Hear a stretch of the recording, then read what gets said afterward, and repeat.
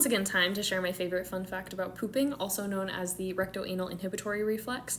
And a couple things to know about this is that the way that the rectum works is that you have, a muscular tube coming down, and then you have two separate sphincters or sort of closures, muscular closures, to help keep you from pooping yourself all the time. We have the internal anal sphincter and the external anal sphincter, and they overlap somewhat, but the internal anal sphincter is not under your conscious control at all. It's only controlled subconsciously by the brain, and the external anal sphincter is the one that you can squeeze and let go of actively. As stool comes down into the rectum, it's going to stretch the walls a little bit, and it's going to activate the stretch receptors that we have in that wall.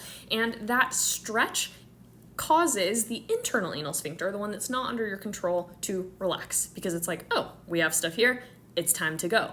But because we have control and because we have those two systems, your external anal sphincter goes, whoa, no, not yet. Now is not the time. We are not over a toilet. So you have a relaxation of the one, and the other one has to squeeze harder to sort of make up the difference so that we don't poop ourselves. And then if you are like, oh, I gotta go, and you go to the bathroom, you actively relax your external anal sphincter.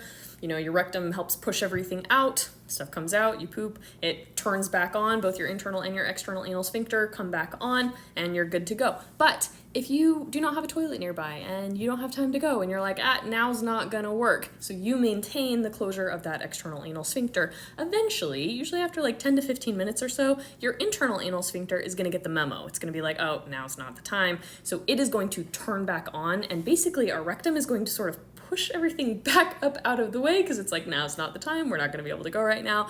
And then, at a later time, we'll sort of come back down and do it again. But that can be why if you put off going when you first get that urge and you have to wait for a while and you sort of stop having that urge and then you try to go, it's a lot harder to go then, because we've sort of moved everything up out of the way and our internal and our external anal sphincter are both back on.